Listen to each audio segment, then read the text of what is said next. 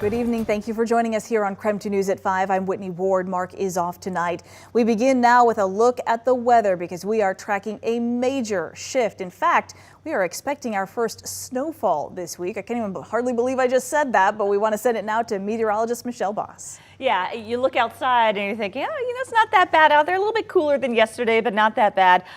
It's going to cool down much more later on this week. And yeah, cooling down enough that we will start talking about freezes and snow. We're certainly overdue for that first freeze, which we have not seen yet at the Spokane airport. 54 right now in Spokane, 54 in Coeur d'Alene, mid-50s in Deer Park and Sandpoint, and still some 60s out in Moses Lake and Othello. Beautiful blue skies out there right now. We got about 45 minutes more of daylight, 62 in Lewiston, 50s across the Palouse. But Tuesday and Wednesday, a different story.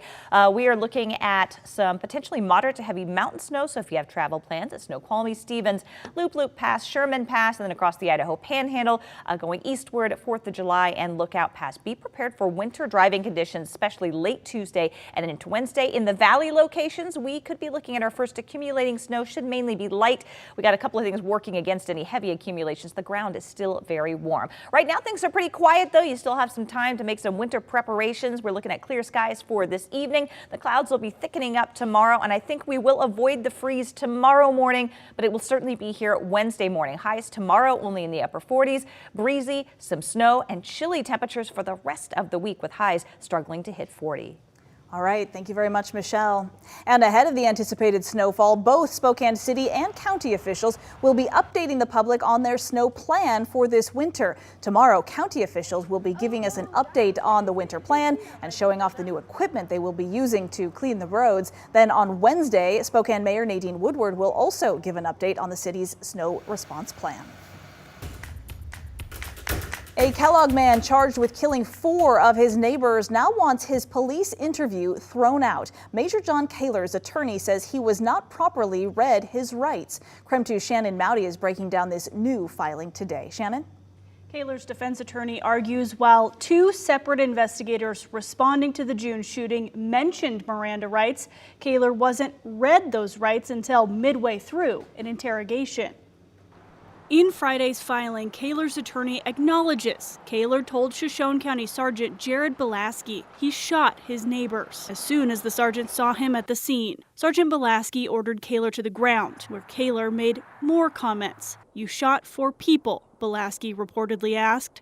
Kaler said he had. But Kaler's attorney says at this moment, he was essentially in custody, triggering Miranda. The filing says Kaler made more statements about calling the police on his neighbor and police refusing to do anything about it. Kaler had accused his teenage neighbor of sexually inappropriate behavior in front of his children. Kaler continued talking after he was handcuffed and taken to a patrol car. The sergeant told him he'd need to read him his Miranda rights, but didn't, leaving Kaler in the car.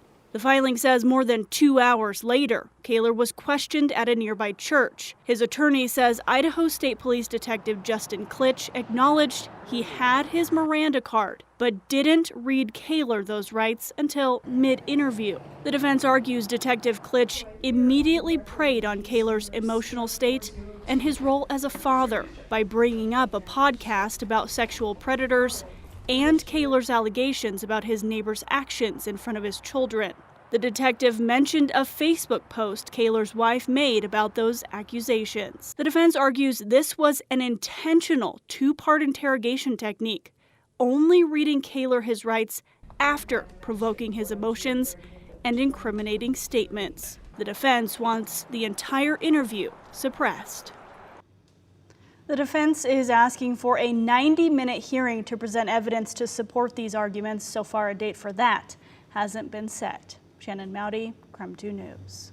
All right, Shannon, thank you very much. And now to an update on a story that we first brought you on Friday. A man is now in the Spokane County Jail accused of threatening students at Eastern Washington University. Justin Hale is charged with 2 counts of making bomb threats. Last Thursday, police say Hale was on campus gathering signatures for a petition when an intense argument broke out with a group of students.